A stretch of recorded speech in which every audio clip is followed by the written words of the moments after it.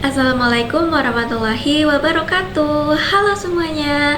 Pada video kali ini saya akan menjelaskan sistema genitalia feminina bagian internal, yaitu organ-organ reproduksi wanita yang terletak di dalam rongga pelvis.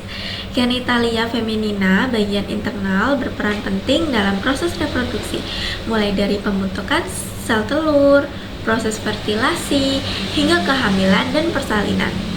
Organ-organ yang termasuk di dalamnya antara lain ovarium, tuba uterina, uterus, dan vagina. Nah, kita mulai dari ovarium ya.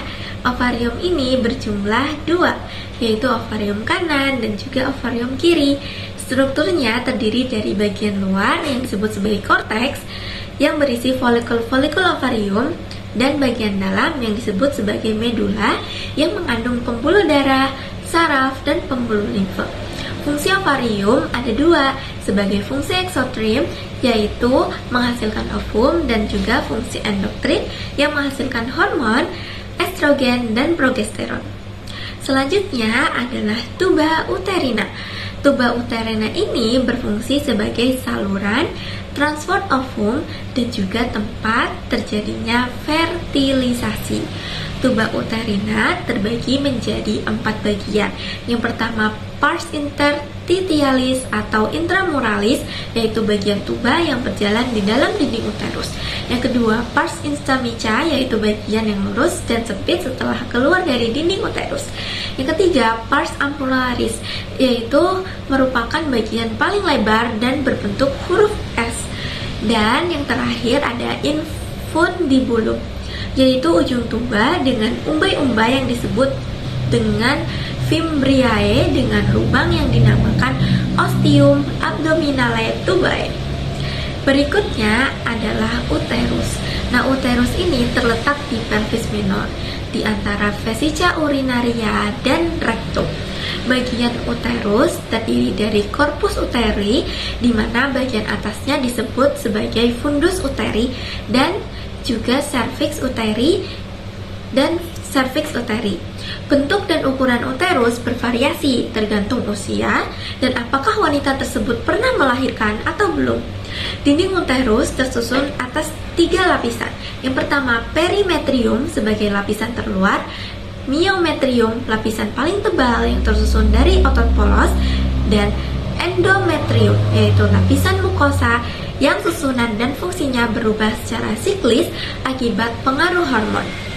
Fungsi uterus antara lain endometrium yang berperan dalam menyiapkan proses nidasi dan memelihara plasenta, sedangkan juga sebagai memestrium berfungsi membantu pergerakan sperma dan berperan dalam persalinan, keguguran, dan menstruasi.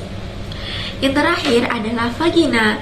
Vagina ini merupakan saluran muskulomembranosa yang menghubungkan cervix uteri dengan genitalia eksterna.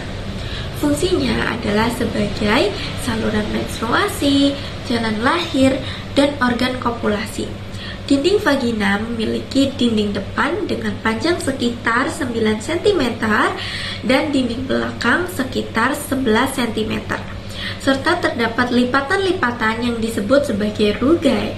Pada bagian paling atas vagina, ujung leher rahim atau cervix menonjol ke dalam rongga vagina.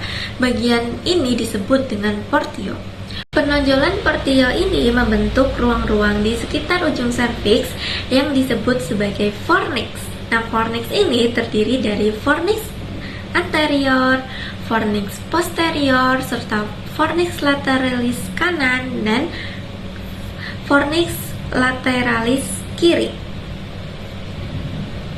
Nah, itu tadi penjelasan tentang sistema genitalia feminina bagian internal dari aku.